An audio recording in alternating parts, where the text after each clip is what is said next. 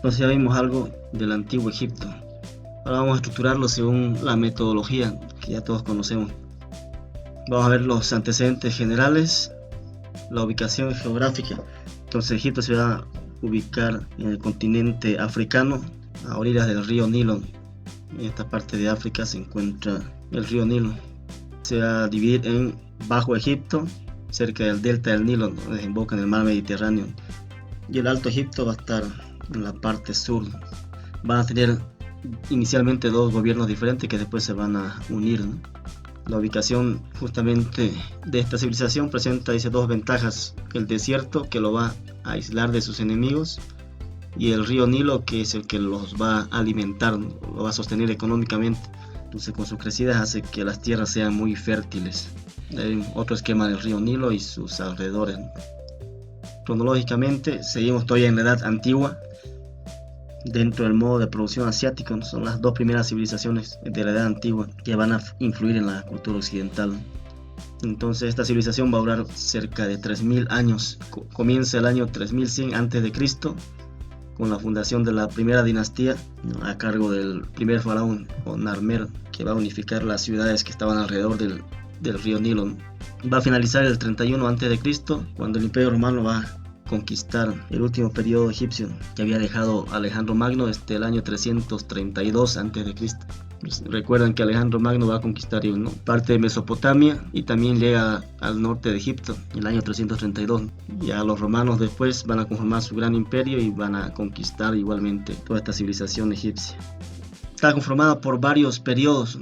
Ahí están resaltados los tres principales: el Imperio Antiguo, el Imperio Medio y el Imperio Nuevo, que son los principales. Después, anteriormente, van a tener predinástico, protodinástico, el arcaico, después el intermedio tardío, el helenístico, con la conquista de Alejandro Magno, y finalmente el romano, que es el último periodo dinástico. Pero los principales eran el antiguo, el medio y el nuevo.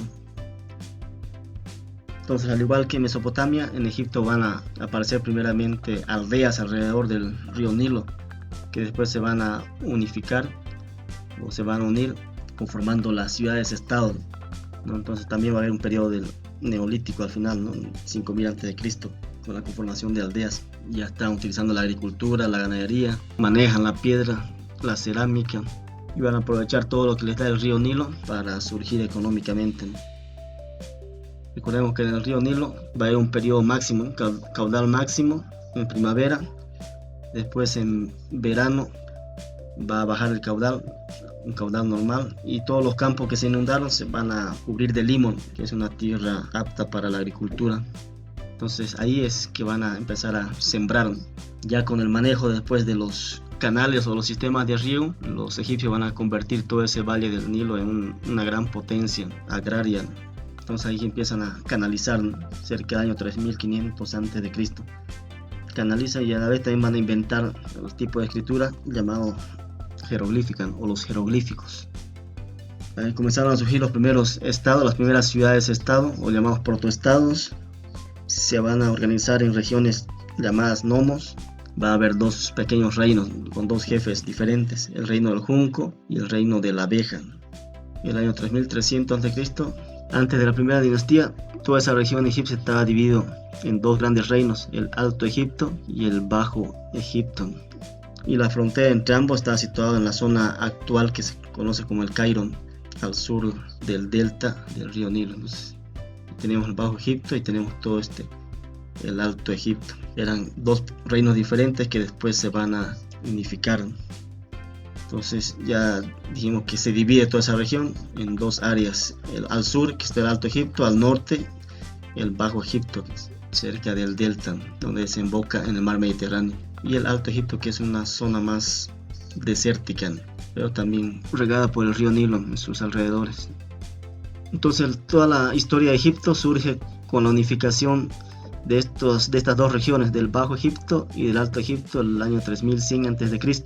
El primer rey, Menes o Narmer, que va a ser el primer faraón, va a fundar la primera dinastía. Unifica el reino y va a empezar después una serie de dinastías a raíz de esta fundación o de esta unificación. Establece su capital en Memphis, que es cerca de El Cairo. Todo el esplendor de los faraones va a acabar con los sucesores de Ramsés II de la 19ª dinastía, ¿no? Al que le llamaba el faraón constructor, ¿no? Del que también supuestamente se habla en la Biblia, ¿no? Entonces, a partir de ese momento, Egipto va a estar invadido por pueblos de Oriente, los asirios, los persas, ¿no? Son pueblos mesopotámicos, ¿no? Y finalmente por Alejandro Magno, que se va a hacer reconocer como faraón. Recordar a Alejandro Magno, la parte también de la historia mesopotámica, ¿no? Va a conquistar Mesopotamia y va a conquistar Egipto. Después los romanos van a conquistar a la cultura dejada por Alejandro Magno, cerca del 31 a.C. Va a pasar Egipto a ser una provincia del Imperio Romano. Algunos aportes y logros de la civilización egipcia fue el desarrollo del cálculo, de la geometría. Gracias a ello pudieron construir esas grandes pirámides que todos conocemos. Entonces emplearon también en su construcción la topografía. Van a inventar el mortero, es un material de construcción, ¿no? La mezcla de algún agregado con un aglomerante, ya sea barro o cemento con arena. Van a construir diques y canales para contener las aguas del río Nilo y distribuirlas por las tierras a su alrededor, ¿no? También van a establecer un calendario para prever las crecidas del río Nilo. Ya establecen ellos los años de 365 días y dividen el día en 24 horas. Explotan las minas de turquesa de la península del Sinaí y van a crear su propio sistema de escritura, o su propia escritura ya sistematizada, llamada jeroglíficos, hacia finales del cuarto milenio antes de Cristo. Recuerden que con la invención de la escritura se da inicio a la historia propiamente dicho, o a la edad antigua en este caso. Desarrollan la fabricación del vidrio, inventan la navegación a vela. Tienen que inventar este tipo de artefactos para poder llevar sus productos. Y el Nilo se va a convertir en una excelente vía de comunicación, y en sus orillas van a surgir importantes ciudades o ciudades-estado como Tebas, Memphis,